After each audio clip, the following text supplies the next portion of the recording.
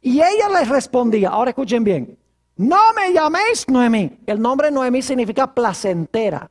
No me llaméis placentera, sino llamadme Mara. La palabra Mara significa amarga.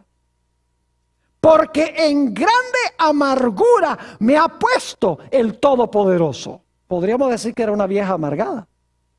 Versículo 21. Yo me fui llena, pero Jehová me ha vuelto con las manos vacías. ¿Por qué me llamaréis Noemí? Ya que Jehová ha dado testimonio contra mí y el Todopoderoso me ha afligido. ¿A quién le está echando la culpa de su situación? A Dios. Dice, no tengo herencia, soy una sierva, no hay nadie que perpetúe el nombre de la familia. Ni para qué va uno a servir a un Dios así. Si tan solo ella hubiera entendido el plan que tenía Dios, no hubiera renegado contra Dios. Nos dice en el capítulo 1 y el versículo 22 que llegaron en la época de la cosecha de la cebada. Eso es más o menos en la época de marzo o abril, la época de Semana Santa. Esa es la cosecha de la cebada. Noten lo que dice el versículo 22. Así volvió Noemí y Ruth la moabita, su nuera, con ella. Volvió de los campos de Moab y llegaron a Belén al comienzo de la siega de cebada. ¿Ustedes creen que fue coincidencia que llegaron precisamente en la época cuando la cebada se estaba cosechando? En absoluto. Toda esta historia la está moviendo Dios providencialmente, porque Dios tiene un plan. Satanás tiene un plan. Él dice, son de Judá, para Moab se van. Se corrompen allá con las mujeres de Moab. Oh, pero me salió mejor. Se murieron. No hay nadie que recupere la herencia. No hay nadie que recupere la libertad de Noemí. No hay nadie que perpetúe el nombre de la familia. Problema resuelto. Pero lo que no sabe Satanás es que Dios ha permitido que él expulse a esa familia allá, porque Dios tiene un plan muy especial. Ahora, noten lo que dice el capítulo 2 y el versículo 1 y 2. Tenía Noemí un pariente de su marido. ¿Cómo es la cosa? ¿Un qué? Oh, un pariente de su marido. Eso es muy importante, no lo olviden. Un pariente de su marido. Hombre rico de la familia de Elimelech, el cual se llamaba Booz. Y ahora escuchen bien. Noemí no es la que le da la idea a Ruth. No le dice Noemí a Ruth, mira, ve y cosecha ya en el campo de Booz a ver si le caes bien. No, es idea de Ruth, sin saberlo. Dice, y Ruth la moabita dijo a Noemí, te ruego que me dejes ir al campo y recogeré espigas en pos de aquel a cuyos ojos hallare gracia. Y ella le respondió, ve, hija mía. Ahora, lo que iba a hacer Ruth era venir detrás de los segadores para recoger las espigas que quedaban. Saben que en las leyes de los judíos se prohibía cosechar completamente el campo. El dueño del campo debía dejar ciertas espigas para que los pobres pudieran venir a vendimiar el campo.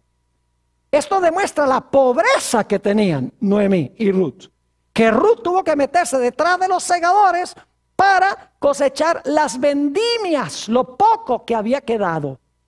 Y lo hizo precisamente en el campo de ¿quién? En el campo de Booz, quien era familia de ¿quién? Quien era familiar de Elimelech. Y ustedes dicen, ¿por qué es importante eso? Escuchen bien.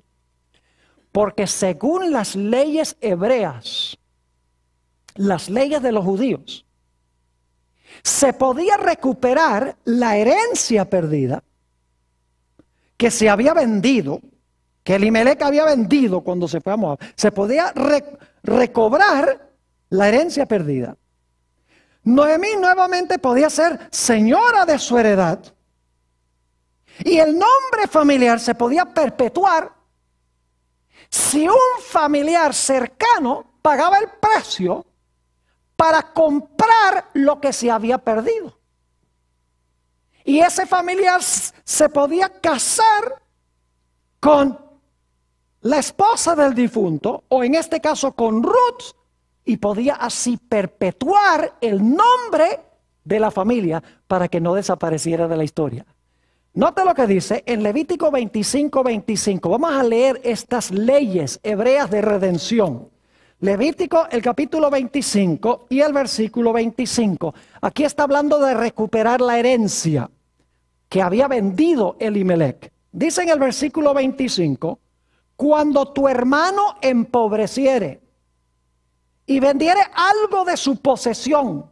En realidad en el hebreo no dice algo, dice cuando vendiere su posesión. Ahora escuchen bien. Entonces su pariente más próximo, su familiar más cercano, vendrá y rescatará lo que su hermano hubiere vendido. Esa palabra rescatará significa recuperar pagando un precio. Es decir, pagaba el precio y recuperaba lo que se había vendido. ¿Cuál era la forma en que se podía recuperar la herencia que se había vendido? El familiar más cercano pagaba el precio y compraba de nuevo lo que se había vendido.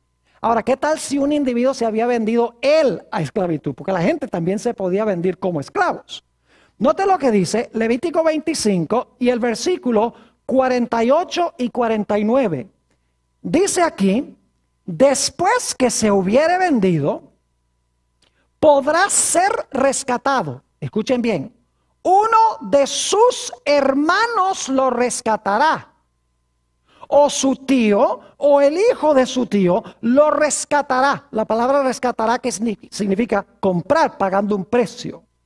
O un pariente cercano de su familia lo rescatará, o si sus medios alcanzaren, él mismo se rescatará. ¿Cómo se iba a rescatar él mismo si se había vendido a servidumbre? La única forma en que podía ser librado de servidumbre era que un familiar cercano pagara el precio. La única forma de recuperar la herencia que se había vendido era que un familiar pagara el precio. Y saben que la única manera, no voy a leer el texto, pero ustedes lo tienen en su lista, Deuteronomio 25:5, dice que si un marido moría sin hijos, o si los hijos se morían, el pariente más cercano tenía que casarse con la esposa del difunto para perpetuar el nombre de la familia. O sea que la única forma en que Noemí podía recuperar el patrimonio vendido, la única forma que podía nuevamente gobernar sobre su heredad, la única forma en que podía perpetuar el nombre de la familia de Elimelec era si un pariente cercano pagaba el precio para rescatar lo que se había vendido y lo que se había perdido. ¿Y qué era Booz? Era un pariente cercano ¿de quién? De Elimelec. Es decir, Booz podía recuperar lo que se había perdido. Ahora voy a cortar la historia. Ustedes pueden ir al capítulo 4 y el versículo 9 y se van a dar cuenta allí que había un pariente más cercano que Booz. Y Booz le dijo, mira, tú eres más cercano, así que te conviene a ti redimir lo de Elimelec. Y él dice, está bien, yo pago el precio y yo lo redimo. Y le dice Booz, oh, pero dicho sea de paso, tienes que casarte con Ruth también. Él dice, oh, no, entonces no. Paso. Ese no era el individuo que debía redimir lo que se había perdido. El que debía hacerlo era ¿quién? Era Booz, porque Dios tenía un plan especial con Booz. Note lo que dice en Ruth el capítulo 4 y el versículo 10. Ruth el capítulo 4 y el versículo 10 sobre este asunto. Dice allí en Ruth 4:10, y que también tomo por mi mujer a Ruth la moabita, mujer de Mahalón. Ahora escuchen bien. Para restaurar el nombre del difunto sobre su heredad, para que el nombre del muerto no se borre de entre sus hermanos y de la puerta de su lugar. Vosotros sois testigos hoy. Pregunto, ¿iba a continuar el linaje de Elimelec, de la